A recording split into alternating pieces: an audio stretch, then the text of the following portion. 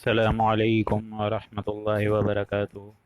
الحمد للہ نحمده ونستعینه ونستغفره ونؤمن به ونتوکل علیہ ونعوذ باللہ من شرور انفسنا ومن سیئات اعمالنا من يهده الله فلا مضل له ومن يضلله فلا هادي له ونشهد ان لا اله الا الله وحده لا شريك له ونشهد ان محمدا عبده ورسوله۔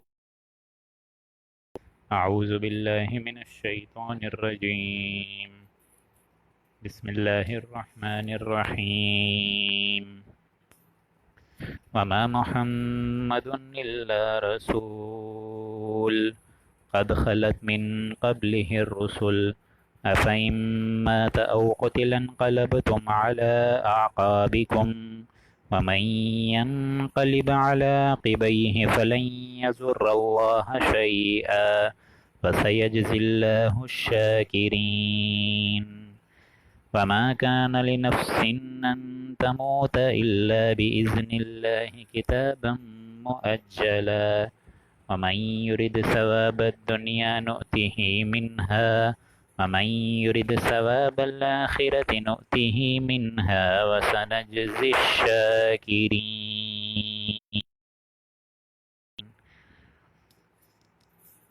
رب اشرح لي صدري ويسر لي أمري واحلل عقدة من لساني يفقهوا قولي۔ اللهم إنك عفو كريم تحب العفو فاعف عنا۔ ربنا ظلمنا أنفسنا وإن لم تغفر لنا وترحمنا لنكونن من الخاسرين، آمین یا رب العالمین۔ سامعین محترم، آج جو رکوع مبارکہ ہم لوگ تفصیل سے پڑھنے جا رہے ہیں، یہ سورہ آل عمران کا 15واں رکوع ہے، جس میں 144 سے 148 آیات ہیں۔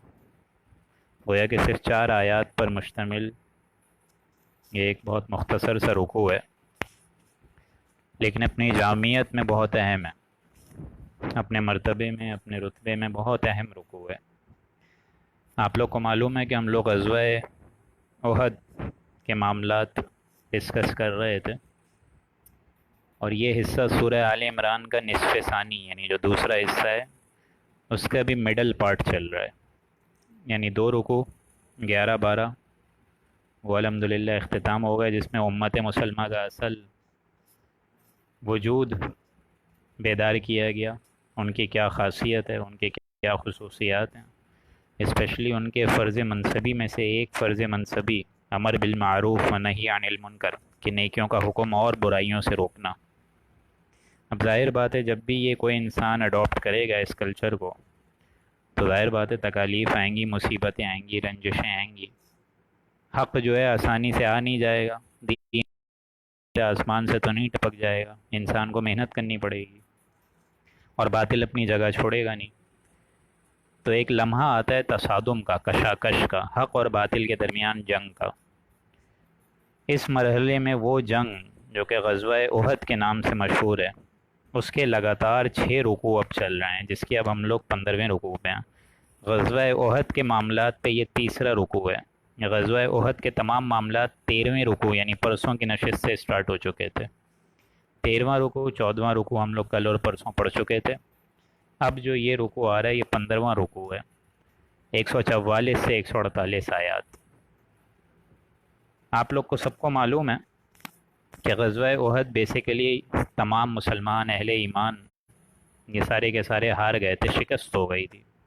حالانکہ اللہ نے فتح کا وعدہ کیا ہوا تھا، لیکن خود مسلمانوں کی جو ڈسپلن کی خلاف ورزی، انہوں نے جو سم و تان کی خلاف ورزی کری ہے، اور اپنے اس کمانڈر کا جو حکم نہ مانا جس کو حضور اکرم صلی اللہ علیہ وآلہ وسلم نے اس مورچے یعنی پہاڑ پر ان کو قائم کرا تھا،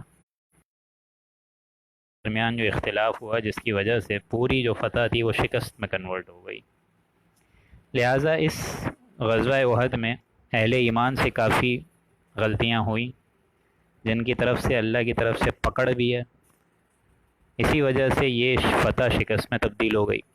اور کافی جگہ آپ لوگ یہ بھی دیکھیں گے کہ اللہ سبحانہ و تعالیٰ نے تنبیہ بھی فرمائی ہے، مسلمانوں کو ہدایت سے بھی آشنائی دی ہے۔ جیسے کل ہی ہم لوگ ایک آیت پڑھ چکے تھے کہ وَلَا تَهِنُوا وَلَا تَحْزَنُوا انتم الاعلون ان کنتم مؤمنین، آیت نمبر 139۔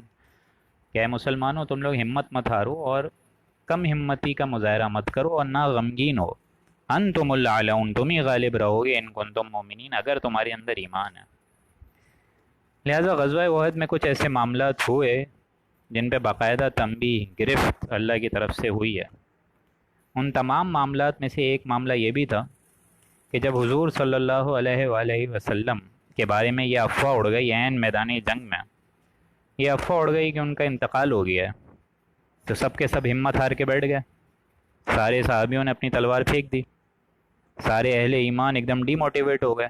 خود حضرت عمر رضی اللہ تعالی عنہ نے بھی تلوار پھینک دی اور بیٹھ گئے کہ اب کس کے لیے جنگ کریں، جس کے لیے جنگ کر رہے تھے اس کا تو انتقال ہو گیا معاذ اللہ، حالانکہ وہ تو ایک افواہ تھی۔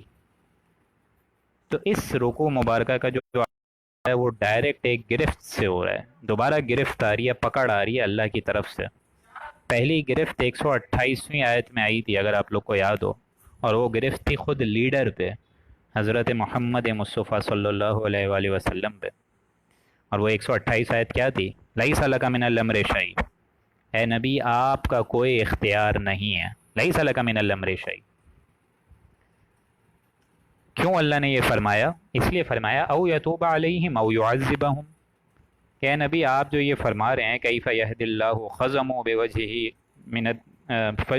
نبی من الدم، کہ اللہ اس قوم کو کیسے ہدایت دے گا جس نے اپنے نبی کے چہرے کو ہی خون سے رنگا کر دیا، خون سے رنگا رنگ کر دیا۔ اللہ تعالیٰ نے وہاں گرفت کر دی 128 آیت میں کہ اے نبی آپ کا کوئی اختیار نہیں ہے بد دعا دینے کا ان کو، کیونکہ ظاہر بات ہے تلوار کا جو ایک زور پڑا تھا وہ ان کی چیک بون، ٹیمپورل بون پہ پڑا تھا، جس کی وجہ سے خون کا حضور صلی اللہ علیہ وسلم پر بے ہوشی طاری ہو گئی اور وہ گر گئے بے ہوش ہو کر۔ جب ہوش میں آئے تو انہوں نے یہ الفاظ ادا کر دیا کیف یہد اللہ قوما خزموا بوجہہ من النبی من الدم، تو یہ بات ان سے نکل گئی۔ وہاں حضرت محمد مصطفیٰ صلی اللہ علیہ وسلم پر اللہ کی پکڑ ہو گئی، کس طریقے سے؟ لیس لک من الامر شیء، اے نبی آپ کا کوئی اختیار نہیں ہے، کوئی دخل اندازی اس معاملے میں نہیں ہے۔ او یتوب علیہم او یعذبہم، یا تو اللہ تعالیٰ ان کو ایمان کی روشنی آگاہی دے دے، ایمان کی روشنی سے سرفراز کر دے اور ان کی توبہ قبول کر لے، او یعذبہم، یا تو ان کو عذاب دے، فإنہم ظالمون، کیونکہ وہ ظالم تو ہیں۔ لہٰذا یہاں روک دیا گیا کہ یہ ہدایت کا، کسی بھی شخص کی ہدایت کا یا گمراہی کا فیصلہ ہم کرتے ہیں، نبی آپ نہیں۔ لہٰذا یہ معاملہ آپ ہم پہ چھوڑ دیں، آپ دعوت اور تبلیغ ادا کرتے رہیے، اپنا فرض منصبی جاری رہیے۔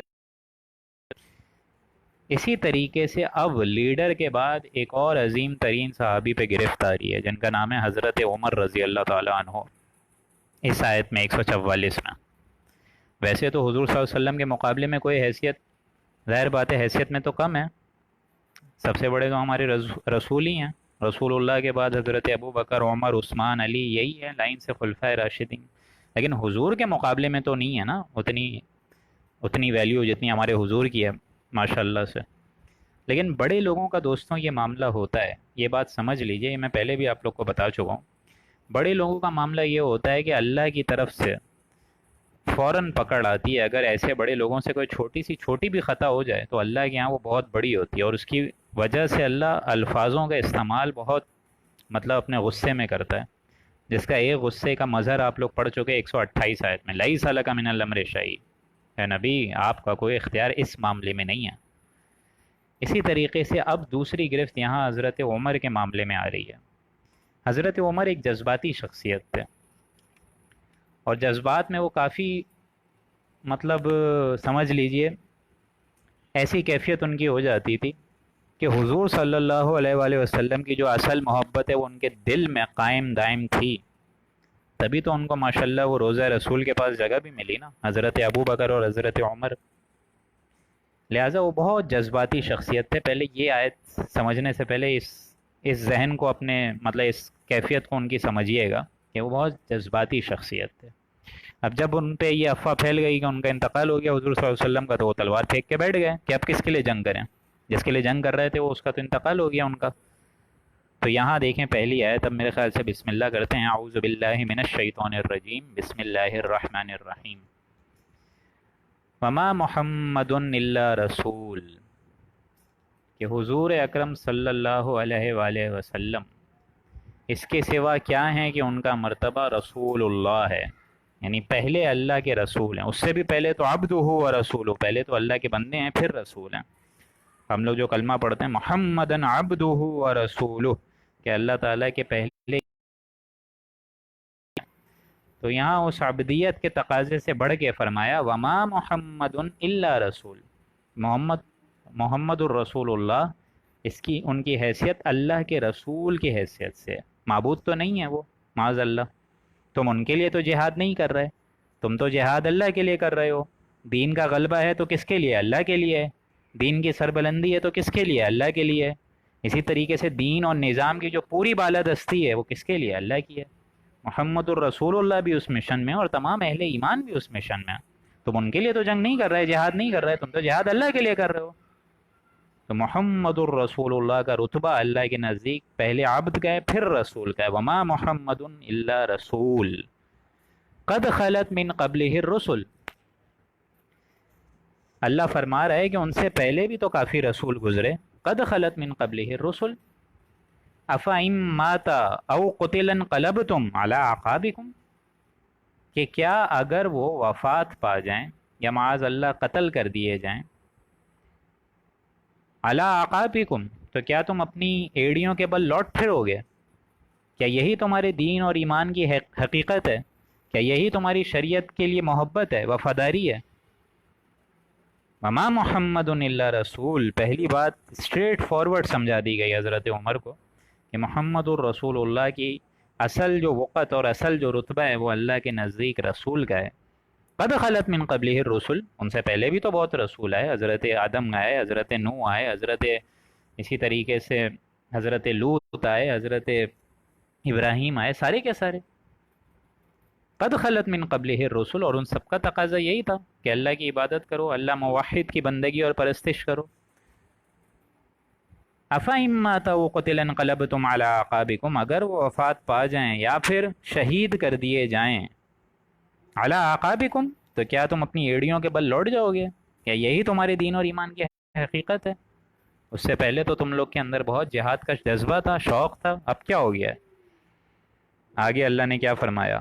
وَمَن يَنْقَلِبْ عَلَىٰ عَقِبَيْهِ، جو شخص اپنی ایڑیوں کے بل لوٹ جائے گا، میدان جنگ کو چھوڑ دے گا، فَلَن يَضُرَّ اللَّهَ شَيْئًا، پھر وہ اللہ کا تو کچھ نقصان نہیں کر سکتا، اللہ کا کیا بگاڑے گا وہ؟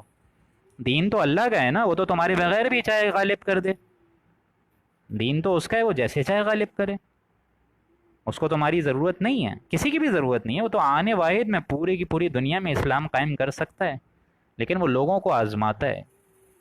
تو جو کوئی الٹ جائے گا اپنے دین سے، اپنے اس حالت جنگ سے بھاگ جائے گا، ایڑیوں کے بل لوٹ پھرے گا، فَلَن يَضُرَّ اللَّهَ شَيْئًا، اس نے اللہ کا کوئی نقصان نہیں کرنا ہے، یہ بات سمجھ لو۔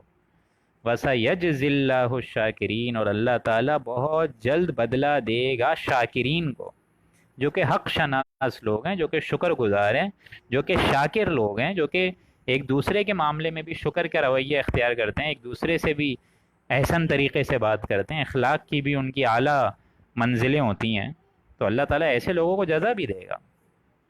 ابھی اتنی سخت آیت حضرت عمر کے خلاف کیوں آئی وہ سمجھ لیجئے پہلے، اس میں چاہتا ہوں مزید آپ لوگ کے 2-3 منٹ لوں۔ جیسا کہ میں نے آپ کو بتایا، حضرت عمر ایک جذباتی شخصیت تھے، تقریباً یہی کیفیت ان کے حضور کے انتقال پر بھی ہو گئی تھی، کیونکہ حضور صلی اللہ علیہ وآلہ وسلم کا جو مدینے میں انتقال ہوا ہے وہ بہت ایک سمجھ لیجئے دلدوز واقعہ تھا۔ اس وقت تو پورے مدینے میں کوہرام مچا ہوا تھا کہ یہ کیا ہو گیا۔ خود حضرت بلال نے قسم کھا لی کہ آج کے بعد اذان نہیں دوں گا، اور ترک وطن اختیار کر لیا، وطن چھوڑ کے چلے گئے، مدینہ ہی چھوڑ دیا، اور کسی جنگ میں جا کے وہاں پہ مطلب ایز اے کمانڈر اپنا فرض منصبی ادا کرتے رہے، مدینہ ہی چھوڑ دیا۔ کچھ عرصے بعد وہاں ان کو خواب آیا، حضور صلی اللہ علیہ وآلہ وسلم کی خواب میں بشارت ہوئی، اور حضور کیا فرما رہے ہیں کہ اے بلال کیا چھوڑ دیا؟ تو وہاں سے وہ واپس مدینے کی طرف بھاگے اپنے ذوق اور شوق میں، اتنا زیادہ ان کے اندر تمنا تھی حضور سے ملنے کی کہ مجھے حضور کی ایک بشارت ہوئی ہے، حالانکہ حضور کا انتقال ہو چکا ہے، لیکن وہ بھاگے جا رہے ہیں، انہیں یہ خیال ہی نہیں رہا کہ حضور صلی اللہ علیہ وآلہ وسلم اس دنیا سے رحلت پا چکے ہیں، وفات پا چکے ہیں۔ واپس آئے تو پتہ چلا یہاں تو جدائی ہے، اذان کا وقت ہو گیا، وہاں پہ فرض نماز کا ایک وقت ہو گیا اور وہاں حضرت بلال روئے جا رہے ہیں روئے جا رہے ہیں، سب کی خواہش کہ بلال واپس آ گیا، آج اذان بلال دے گا، لیکن کسی کی ہمت نہیں ہو رہی بلال سے بات کرنے کی، حضرت بلال سے۔ صحابہ نے حضرت حسن حسین کو ذریعہ بنایا، حضرت حسن حسین کو ان کے پاس بھیجا، ان دو بچوں کو دیکھ کے وہ اور روئے، اور حضرت حسن حسین نے کہا کہ چچا جان آپ سے ایک بات بولیں، آپ ہمارے نانا کے لیے اذان دیتے تھے، اب آپ ہماری خواہش پر آج ہمارے لیے اذان دیں۔ تو جان حاضر ہے، میں اپنی قسم کا کفارہ دیتا ہوں کہ میں نے قسم کھائی تھی کہ میں آج کے بعد اذان نہیں دوں گا، لیکن آج میں قسم کا کفارہ دیتا ہوں اور میں اذان دیتا ہوں۔ جیسے ہی وہاں چڑھے سیڑھیوں پہ اور جیسے ہی کان میں انگلی ڈال کے اللہ اکبر بولا ہے، تو وہ اذان سن کر پورے کی پوری مدینہ کی گلیوں میں کوہرام مچ گیا، اور عورتیں اور مرد ننگے سر گھروں سے دوڑتے ہوئے آئے ہیں، یوں لگا کہ دور نبوت پھر زندہ ہو گیا ہے۔ بہرحال حضرت عمر میں بتا رہا تھا ایک جذباتی انسان تھے، ایک شخص کا بلکہ واقعہ بھی آتا ہے اس معاملے میں کہ ایک شخص آیا، حضور صلی اللہ علیہ وسلم نے اپنی کسی معاملے میں ان سے حضور صلی اللہ علیہ وسلم سے ایک رائے پوچھی کہ آپ کا کیا معاملہ ہے، کیا آپ کا فیصلہ ہے اس میں؟ حضور صلی اللہ علیہ وسلم نے بتا دیا اپنا فیصلہ، اب وہ اس فیصلے کو قبول ہی نہیں کر پا رہا، وہ دوڑتا دوڑتا حضرت عمر کے پاس آیا کہ حضور نے میرے معاملے میں یہ فیصلہ فرمایا ہے، آپ کی کیا رائے ہے؟ حضرت عمر نے فوراً تلوار نکالی میان سے اور اس کی گردن ہی اڑا دی، اور کیا فرمایا کہ جو محمد کی رائے کے بعد صلی اللہ علیہ وآلہ وسلم مجھ سے رائے لینے آئے تو میرا فیصلہ یہ ہے، سر تن سے جدا۔ تو یہی معاملہ ان کا حضور کے انتقال پر ہوا تھا، تلوار لے کر بیٹھ گئے تھے ممبر رسول پہ کہ جو کہے گا محمد کا انتقال ہو گیا صلی اللہ علیہ وآلہ وسلم، اس کی سر اڑا دوں گا، آج اس کی گردن اڑا دوں گا۔ کوئی حضرت عمر سے بات کرنے، پھر حضرت ابو بکر رضی اللہ تعالیٰ عنہ آئے، اتنا عظیم رتبہ ان کا، ثانی اسلام و غار و بدر و قبر، وہ آئے۔ اب ان کے لیے تو کوئی رکاوٹ نہیں تھی کیونکہ حضرت عائشہ رضی اللہ تعالیٰ عنہ کی تو ان کی بیٹی تھیں، وہ ڈائریکٹ حجرے میں گئے، دیکھا حضور صلی اللہ علیہ وسلم کا انتقال ہو چکا ہے، جا کر حضور صلی اللہ علیہ وسلم کے چہرے مبارک سے چادر ہٹائی، ماتھے پہ بوسہ دیا ماتھے مبارک پر، اور کہا، باقاعدہ کہا کہ یا رسول اللہ آپ کو اب مزید کوئی تکلیف نہیں ہوگی، اب آپ پہ جو موت ہے وہ وارد ہو چکی ہے، اب آپ پر دوبارہ عویدانی آپ صلی اللہ علیہ وآلہ وسلم کو مل گئی ہے، اب آپ کو مزید کوئی تکلیف نہیں آئے گی۔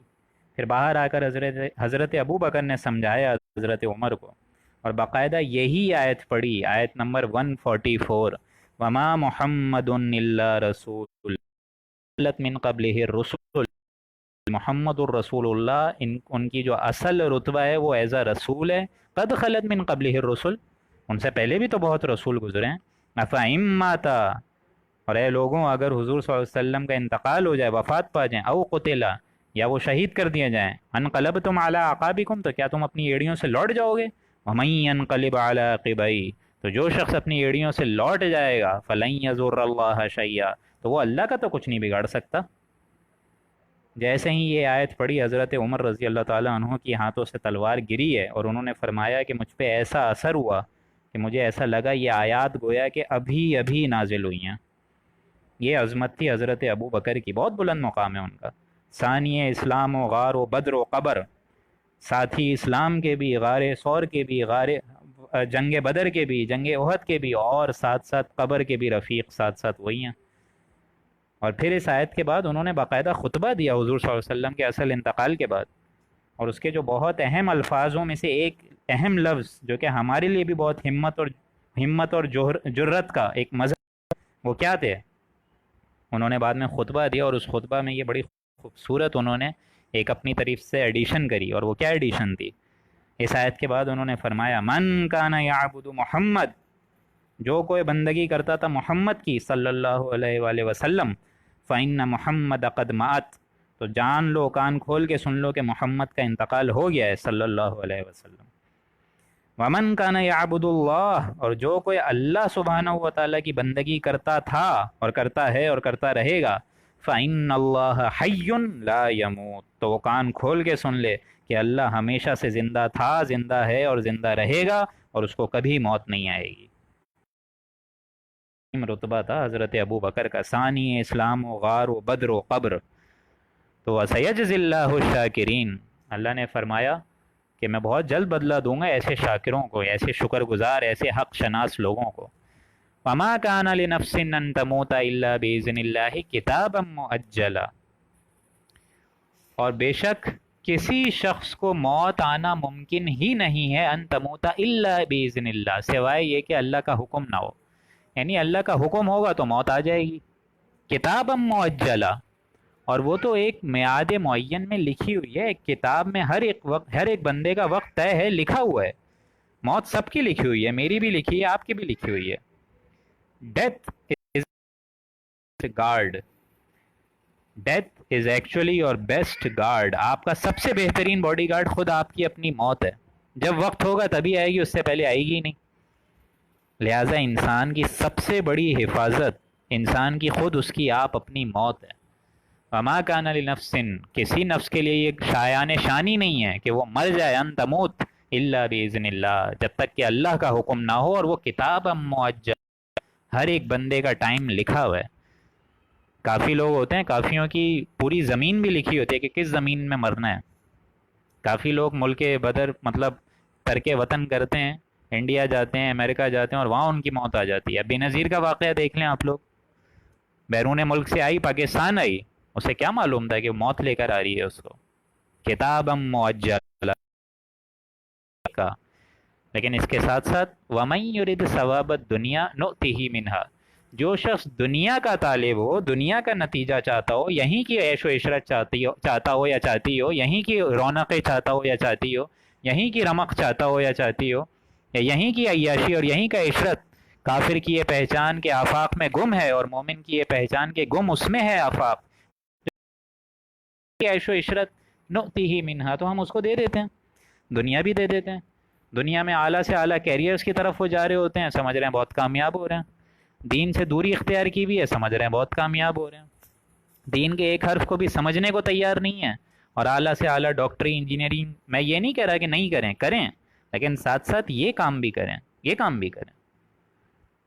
لہٰذا وہ لگے ہوئے ہیں اسی کاموں میں.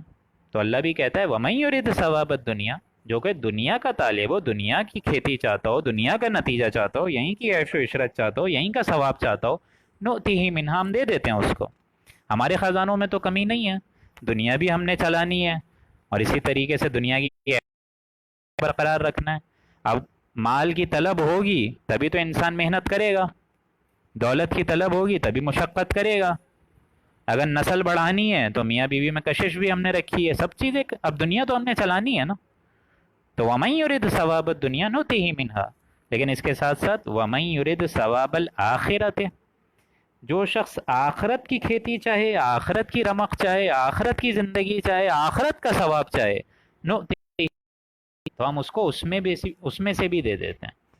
یعنی اصل چیز فیصلہ کریں، میں اور آپ آج کی رات فیصلہ کریں کہ ہم دنیا کے زیادہ طالب ہیں یا آخرت کے. اور اگر آج ہم لوگ اپنے گریبانوں میں اپنے آپ کو جھانکیں، اور اپنے اندر درو بینی کریں، غوطہ زنی کریں، تو ہمیں معلوم ہوگا کہ ہم آخرت کے مقابلے میں دنیا کو زیادہ ترجیح دیتے ہیں. اس میں کوئی ڈھکی چھپی بات نہیں ہے گائز، جسٹ ایڈمٹ اٹ. آپ لوگ کو، مجھ کو ایڈمٹ کرنا چاہیے کہ ہم لوگ آخرت کے معاملے میں دنیا کی بھاگ دوڑ زیادہ کر رہے ہوتے ہیں. حالانکہ یہ ساری کی ساری عیش و عشرت تو ایک مطلب سمجھ لیجئے، نو نقد نہ مال ادھارا نہ تیرا، یہ جو ایک محاورہ آتا ہے کہ اس دنیا کی حیثیت اللہ کے نزدیک کیا ہے، کچھ بھی نہیں ہے. جس طرح حدیث میں بھی آتا ہے کہ اگر اس دنیا کی حیثیت اللہ کے نزدیک ایک مچھر کے پر کے بھی برابر ہوتی تو اللہ تعالیٰ کسی کافر کو بھوکا نہیں مارتا. دنیا کی حیثیت تو کچھ بھی نہیں ہے اللہ کے نزدیک. اور وہی اللہ ہم سے ایکسپیکٹ کرتا ہے، تقاضا یہی رکھتا ہے کہ جو دنیا تم لوگوں سے جاتی جا رہی ہے، بھاگے جا رہی ہے، آئے دن تم لوگ موت کے قریب ہو رہے ہو، اور تم لوگ اپنی برتھ ڈیز منا رہے ہو، آئے دن تم لوگ موت کے قریب ہو رہے ہو، سال گر رہے ہو اور سال گرا منا رہے ہو، سال تو گر رہا ہے تمہارا، تو دنیا تو جا رہی ہے نا آہستہ آہستہ. ہم لوگ تو موت اور قبر سے اور برزخ سے اور قریب ہوتے جا رہے ہیں. تو تم خود دیکھو، تمہارے آگے دنیا ختم ہو رہی ہے، آخرت قریب آ رہی ہے، وہ زندگی قریب آ رہی ہے، اس کی فکر کیوں نہیں کر رہے ہو؟ اور ہمیں افسوس کے ساتھ کہنا پڑتا ہے جو چیز ہمارے سے جاتی جا رہی ہے اس کی بھاگ دوڑ میں ہم لوگ لگے ہوئے ہیں، اسی کی عیش و عشرت میں لگے ہوئے ہیں، اسی کے اہل و عیال میں اضافے میں لگے ہوئے ہیں، مزید دولت کمانے میں لگے ہوئے ہیں. لیکن اللہ فرما رہے وَمَن يُرِدْ ثَوَابَ الْآخِرَةِ نُؤْتِهِ مِنْهَا، اللہ فرما رہے جو ثواب آخرت کا چاہے اس کو ہم آخرت میں دے دیتے ہیں. جو اس کو جو اس نے بھاگ دوڑ کری ہوگی آخرت کے لیے ہم دے دیں گے. ہم کسی اجر کرنے والے کا اجر ضائع کریں گے ہی نہیں. کیوں؟ وَسَنَجْزِي الشَّاكِرِينَ. اللہ فرما رہے ہیں میں بہت جلد جزا دوں گا شاکرین کو، جو کہ شکر کا رویہ اختیار کرتے تھے. لوگوں نے ان کو تکالیف دیں، انہوں نے صرف اور صرف صبر و شکر سے کام لیا. اور یہ بات میں صبر اور شکر، اگر یہ دو آپ لوگ اپنی زندگی میں لے آئیں دوستوں، آپ لوگوں کی پوری زندگی بہت اچھے طریقے سے گزرے گی. کیوں؟ کیونکہ آپ کو معلوم ہے کہ جو بندہ مجھے تکلیف دے رہا ہے مجھے اس کے ساتھ کچھ کرنا ہی نہیں ہے.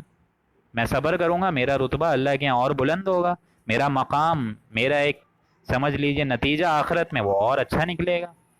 صبر کروں گا، جس طرح ہم لوگ سورہ بقرہ میں پڑھ چکے وَاسْتَعِينُوا بِالصَّبْرِ وَالصَّلَاةِ، کہ صبر اور نماز سے مدد لو اہل ایمان.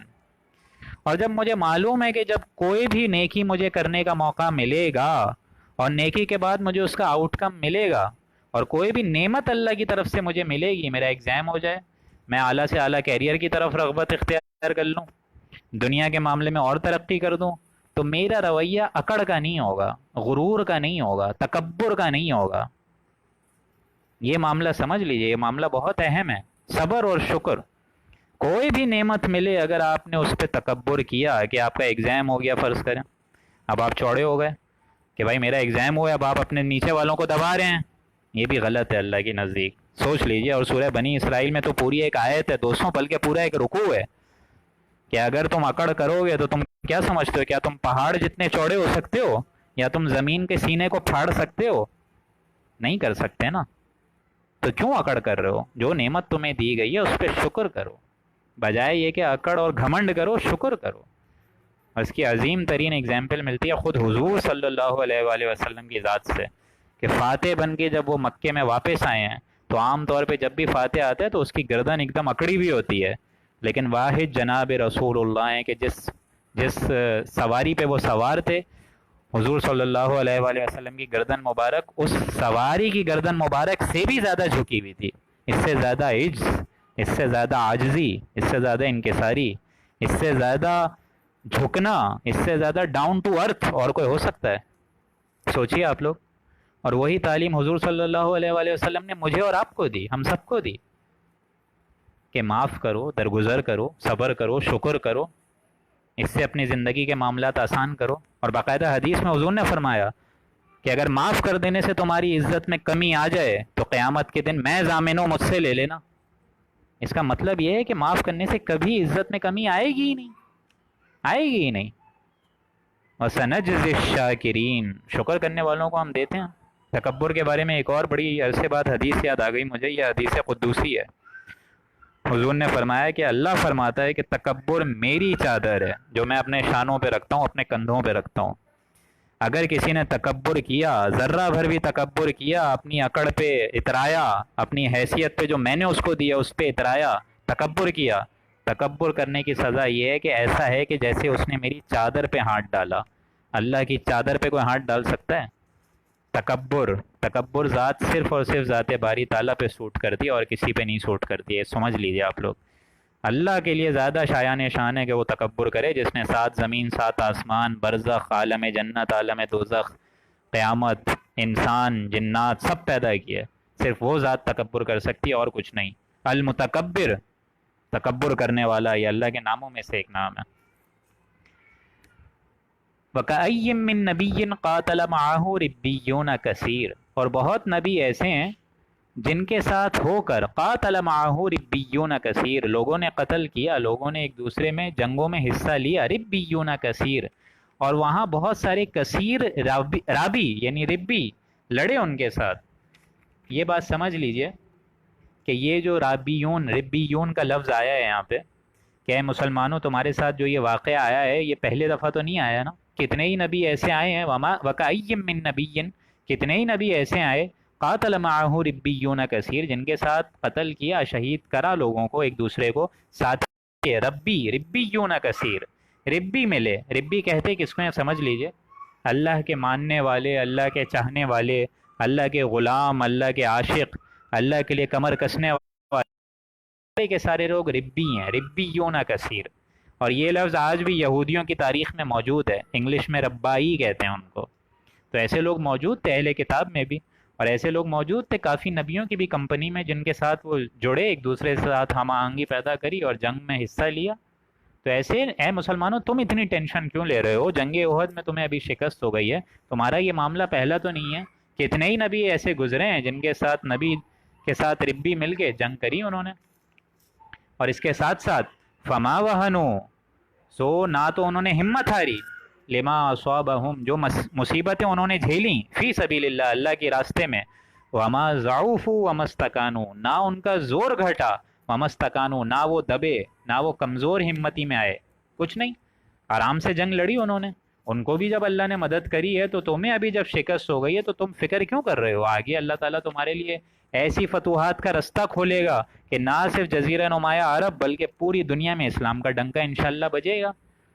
تو یہ شکست بھی جو ہوئی ہے یہ تو ہماری وجہ سے تو نہیں ہوئی، یہ تو تمہاری غفلت کی وجہ سے ہوئی۔ تم لوگوں کو حضور نے 50 تیر انداز کو اس مورچے پہ بٹھایا تھا، یہ تمہاری غفلت تھی نا کہ تم اس جگہ سے ہٹ گئے۔ ڈسپلن کی خلاف ورزی ہم نے تو نہیں کری، تم نے کری نا، جس کی وجہ سے پوری فتح جو ہے وہ شکست میں کنورٹ ہو گئی۔ تو ایسے لوگ پہلے بھی تھے کہ ایسی جنگیں پہلے بھی ہوئیں، نہ تو ایسے لوگوں نے ہمت ہاری، نہ ان پر کوئی مصیبتیں آئیں تو وہ ٹینشن میں آ گئے اللہ کی راہ میں، وما ضعفوا، نہ ان کا زور گھٹا، وما استکانوا، نہ وہ دبے، واللہ یحب الصابرین، اور اللہ تعالیٰ ایسے مستقل مزاجوں کو، جو کہ مستقل مزاجوں میں صبر کرتا ہے، اللہ تعالیٰ ایسے صابرین کو اپنا دوست رکھتا ہے، محبت کرتا ہے۔ تم صبر تو کر کے دیکھو، اور اس سورہ مبارکہ کی جو آخری آیت ہے وہ بھی صبر پہ ہے، یا ایھا الذین آمنوا اصبروا وصابروا ورابطوا واتقوا اللہ لعلکم ترحمون، یہ آخری آیت ہے۔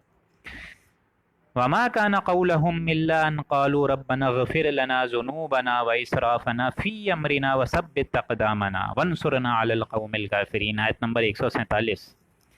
اور ایسے اہل ایمان، ایسے خوبصورت، ایسے صابر بندوں کا جن کا کردار بہت اعلیٰ پہنچ چکا ہوتا ہے، جو کہ ایسی چیزوں سے، ایسی چھوٹی موٹی فتوحات پر شکست ہونے سے دل گرفتہ یا رنجیدہ نہیں ہوتے، ایسے لوگوں کا معاملہ کیا ہوتا ہے؟ وما كان قولهم، ان کی زبانیں تو اس کے سوا اور کچھ نہیں بولتی، اور وہ کیا بولتی ہیں؟ الا، سوائے اس کے، ان قالو، کہ وہ کہتے ہیں، کیا کہتے ہیں؟ اب یہ دعا آ رہی ہے ان کی عظیم ترین، جو کہ ہم لوگ بھی میں پڑھتے ہیں، اب اس کا ترجمہ آپ لوگ کو سمجھ آئے گا انشاءاللہ۔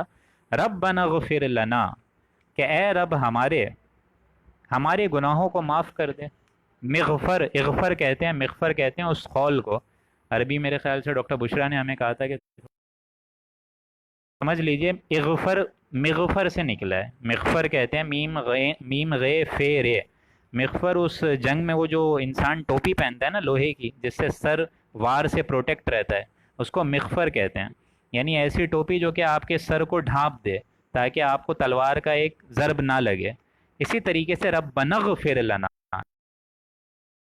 کو بھی ڈھانپ دے، ہماری جو کوتاہیاں ہوئی ہیں، ہمارے نامہ اعمال میں جو بد کرداری کا دھبا لگا ہوا ہے، اس کو بھی اپنے رحمت سے اور اپنی شان غفاری اور شان ستاری سے ڈھانپ دے، بخش دے ہمارے گناہوں کو، ذنوبنا، ہمارے گناہوں کو، وَإِسْرَافَنَا فِي أَمْرِنَا، اور ہمارے معاملے میں جو ہم حد سے آگے نکل گئے تو یا اللہ اس کو بھی بخش دے۔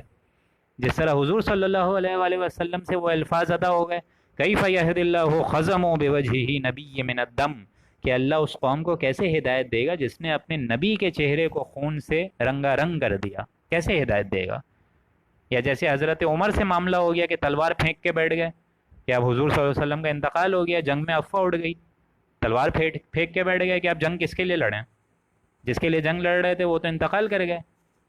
تو یہ نہیں، ایسا نہیں، تمہارا معاملہ اب دین کا غلبہ تو اللہ کے لیے ہے نا، دین کی کمر تو تم نے اللہ کے لیے کسی ہوئی ہے، تو تمہارا معاملہ جو ہے اللہ کے لیے ہونا چاہیے، اللہ کے لیے تم جنگ کر رہے ہو، کسی اور کے لیے تو نہیں کر رہے، اللہ کے دین کے غلبے کے لیے تمہارا یہ پورا معاملہ ہے۔ تو اگر تو اس معاملے میں تمہارے سے کوئی کوتاہی ہو جائے، اسراف ہو جائے، حد سے آگے بڑھ جاؤ، تو اب دعا جب تم کر رہے ہو وَإِسْرَافَنَا فِي أَمْرِنَا، یا اللہ اب اس کو معاف کر دے، ہمارے اس معاملے کو جو ہم سے کوتاہی ہو گئی اس جنگ میں، اسرافنا فی امرنا، ہمارے اس معاملے کو معاف کر دے۔ اسراف جیسے جائز حد تک خرچ کرنا صحیح ہے، کوئی مسئلہ نہیں ہے، لیکن اگر آپ اس سے آگے بڑھ جائیں تو وہ اسراف ہے، ٹھیک ہے۔ وثبت اقدامنا، اور اے رب ہمارے قدموں کو ثابت قدمی اختیار کروا دے، جما دے، جس طرح تو نے بنو سلمہ اور بنو حارثہ کے قدموں کو جما دیا تھا جنگ احد میں، کہ تھوڑی دیر کے لیے ان کے قدم ڈگمگائے لیکن تیری طرف سے جم گئے. جس طرح جنگ بدر میں تو نے ہمیں فتح دی، ہمارے مسلمانوں کے قدموں کو جما دیا تھا اس زمین پہ، تو یا اللہ اب ہماری بھی جتنی آگے جنگیں ہوں، غزوات ہوں، مقابلہ ہو کفار سے، تو ہمارے بھی قدموں کو جما دے. اور نہ صرف جما دے بلکہ وَانصُرْنَا عَلَى الْقَوْمِ الْكَافِرِينَ، کہ ہم کو کافروں کے مقابلے میں غلبہ دے. اور غلبہ کس سے دے؟ وَانصُرْنَا، یعنی ہماری مدد فرما اس قوم کافرین پہ. یہی دعا جو ہے آیت نمبر 147، یہی دعا حضرت طالوت کے ساتھیوں کی بھی تھی، اور یہی دعا پر پچھلی سورہ بقرہ ختم ہوئی ہے. فَآتَاهُمُ اللَّهُ ثَوَابَ الدُّنْيَا وَحُسْنَ ثَوَابِ الْآخِرَةِ. اب دیکھیں فوراً اللہ کی طرف سے جواب دہی ہو رہی ہے اور دعا کی قبولیت کا مظہر عظیم آ رہا ہے. فَآتَاهُمُ اللَّهُ، سو اللہ نے ان کو دیا، عطا کیا، ثواب الدنیا وحسن ثواب الآخرہ، دنیا کا بھی ثواب دیا، دنیا کی بھی بھلائیاں دی، دنیا کا بھی بدلہ دیا، دنیا میں بھی ان کو انعام سے نوازا، دنیا میں بھی ان کو فتوحات دی، سربلندی دی، بالادستی دی. وحسن ثواب الآخرہ، اور آخرت میں بھی ان کا ثواب اپنے رب کے پاس سے بہت عمدہ حصے میں ان کو ملے گا، بالکل ملے گا. جس کی سورہ بقرہ میں دعا آئی ہے، ربنا آتنا فی الدنیا حسنہ وفی الآخرۃ حسنہ وقنا عذاب النار، کہ اے رب ہمیں دنیا میں بھی بھلائیاں دے، آخرت میں بھی بھلائیاں دے، وقنا عذاب النار، اور آخرت کی سب سے بڑی بھلائی کیا ہے؟ کہ ہمیں آخرت میں جہنم کے عذاب سے محفوظ فرما دے. تو اللہ تعالیٰ نے بھی فآتاہم اللہ ثواب الدنیا، اللہ تعالیٰ نے ان کو دیا، عطا کیا، دنیا میں بھی دیا، وحسن ثواب الآخرہ، اور آخرت کا جو ان کا ایک عظیم ترین ثواب ہے وہ تو پیٹنٹ ہے، موجود ہے، انٹیکٹ ہے، اور اس کا بہت عمدہ حصہ ان کو ملے گا. واللہ یحب المحسنین، اور اللہ تعالیٰ ایسے نیکوکار بندوں سے، ایسے محسنین بندوں سے بہت محبت کرتا ہے جو درجہ اسلام اور پھر ایمان سے ہوتے ہوتے درجہ احسان تک پہنچ گئے. جس طرح حضرت جبرائیل کی حدیث میں آتا ہے، اور جس کو حدیث جبرائیل بھی کہتے ہیں، کہ ایک دفعہ حضرت جبرائیل آئے انسانی شکل میں، حضرت دحیہ کلبی کی شکل میں وہ آتے تھے. ایک بہت عظیم صحابی تھے، ایک بہت عظیم شخصیات میں سے تھے، بہت خوبصورت تھے. ان کی انسانی شکل میں ایک دفعہ حضور صلی اللہ علیہ وسلم سے ملنے آئے، اور مدینے میں محفل پوری جمع تھی مسجد نبوی میں، اور تمام کے تمام صحابی بیٹھے ہوئے تھے، اور یہ آئے پورے انسانی شکل میں پورے صحابی کے مجمع کو چیرتے ہوئے، اور اس طرح سامنے بیٹھ گئے حضور کے کہ ان کے گھٹنے اور حضور صلی اللہ علیہ وسلم کے گھٹنے مبارک ایک دم ایک دوسرے سے ٹچ کر رہے تھے، فیس ٹو فیس. سارے کے سارے صحابی حیران ہو گئے کہ یہ کون سا شخص آ گیا جو اتنے بے تکلفانہ انداز سے حضور سے مل رہا ہے، اور ڈائریکٹ سوال کر رہا ہے. پہلا سوال کیا کرا حضرت جبرائیل نے؟ مل اسلام، اسلام کیا ہے؟ مل ایمان، ایمان کیا ہے؟ دوسرا سوال. اور تیسرا مل احسان، احسان کیا ہے؟ یہ 3 سوال کرے حضور صلی اللہ علیہ وسلم سے، اور پھر چلے گئے. حضور نے جواب بھی دیا، اور جب یہ چلے گئے تو صحابیوں نے کہا بھی کہ یہ کون تھے؟ تو حضور صلی اللہ علیہ وسلم نے فرمایا او ہو، یہ تو حضرت جبرائیل تھے جو کہ تمہیں تمہارا دین سکھانے آئے تھے. مل اسلام، اسلام کیا ہے؟ حضور نے جواب دیا اسلام یہ ہے کہ تم گواہی دو کہ اللہ کے سوا اور کوئی معبود نہیں ہے، اور محمد الرسول اللہ اللہ کے رسول ہیں. یہ اسلام ہے. اور بنیان اسلام علی خمس، ہی اسلام جو ہے وہ 5 چیزوں پہ مبنی ہے، 5 پلرز پہ ہے، اور اس کے 5 ستون کیا ہیں؟ کلمہ، نماز، روزہ، زکوٰۃ، حج. یہ اسلام ہے. اور ایمان کیا ہے؟ ایمان یہ ہے کہ آپ کے دل دار ہو جائے، یعنی اس طریقے سے کہ تمہارا پورا معاملہ سوائے اللہ کی رضا جوئی کے لیے، اگر تم نماز پڑھ رہے ہو تو صرف اور صرف اللہ کی رضا جوئی، اگر تم زکوٰۃ دے رہے ہو صرف اور صرف اللہ کی رضا جوئی، حج کر رہے ہو تو یہ نہیں دوسروں کو دکھانے کے لیے آپ حج کر کے آ جائیں، نہیں، صرف اور صرف اللہ کی رضا جوئی، یعنی کوئی معاملہ تمہارا اللہ کی رضا جوئی کے خلاف نہ جائے. یہ ہے ایمان، دل والا ایمان، برننگ فیتھ، کنوکشن، اٹل فیتھ، لیونگ فیتھ، یہ ایمان. اور اس سے بھی اوپر کا درجہ ہے احسان، جس پہ یہ آیت ختم ہوئی ہے واللہ یحب المحسنین، کہ اللہ تعالیٰ احسان مند لوگوں کو، ایسے نیکوکار لوگوں کو اپنا دوست رکھتا ہے. اور یہ احسان کیا ہے؟ حضور نے فرمایا ہے یہ ہے کہ اگر تم کوئی بھی عمل کرو نیکی کا تو اس طرح کرو کہ تم اللہ کو اپنی آنکھوں سے جیسے گویا کہ دیکھ رہے ہو، اور اگر یہ کیفیت تمہاری نہیں ہے تو ایٹ لیسٹ اتنا تو ہو کہ اللہ تو تمہیں دیکھ رہا ہے نا. یہ درجہ احسان ہے. الحمدللہ ہمارا یہاں پہ 15واں رکوع اختتام ہوا. اللہ سبحانہ و تعالیٰ سے عظیم ترین یہ دعا ہے کہ ہم لوگ اسلام تک تو اللہ کے فضل و کرم سے پہنچے ہوئے ہیں کہ ہم لوگوں کو اللہ نے اسلامی گھرانے میں، مسلمان گھرانے میں ہماری آنکھیں کھلوا دیں، ہم لوگ کو یہاں پیدا کر دیا کہ پیدا ہوتے ہی کان میں اذان آ گئی اور بائیں کان میں اقامت آ گئی۔ اسی طریقے سے ہم لوگ 6-7 سال کی عمر کے ہوئے تو ہم لوگ کو کلمے سکھا دیے گئے۔ لیکن دوستوں، اسلام کے بعد ایک اور شے ہے ایمان، اور ایمان سے بھی اوپر چیز ہے احسان۔ اللہ سے دعا ہے کہ ہم لوگ کو ان تمام مراحل سے ہوتے ہوتے احسان کے درجے سے بھی گزارتے گزارتے سب سے بڑی منزل یعنی جنت الفردوس کا مستحق بنا دے۔ آپ لوگ کا جو پیر کو انشاءاللہ رکوع ہوگا وہ سورہ آل عمران کا آخری رکوع ہوگا، 20واں رکوع۔ میں چاہتا یہ ہوں کہ آپ لوگ سارے کے سارے پیر کو، منڈے کو، عید کے بعد بھی اسی طریقے سے آپ لوگ ہمارے درس قرآن کے سیشنز کا حصہ بنے رہیے، کیونکہ پیر کو سورہ آل عمران انشاءاللہ ختم ہو جائے گی انشاءاللہ، اور اس میں ایک عظیم ترین دعا ہے، اور اتنی عظیم ہے کہ مجھے بھی کبھی کبھار گھبراہٹ ہوتی ہے کہ میں اس کے جملے کا حق ادا کیسے کروں گا، اس کی تفسیر کا حق ادا کیسے کروں گا، اس کے ترجمے اور تفصیل کا حق کیسے ادا کروں گا، کیونکہ دیٹ رکوع از کوائٹ ایموشنل۔ سو میں چاہتا یہ ہوں کہ آپ لوگ بھی ہمیں موٹیویٹ کرتے رہیں اور اس عظیم کلام سے امت مسلمہ کوئی بھی محروم نہ رہے۔ بارک اللہ لنا ولکم فی القرآن العظیم ونفعنی وإیاکم بالآیاتہ والذکر الحکیم۔ صدق اللہ العظیم۔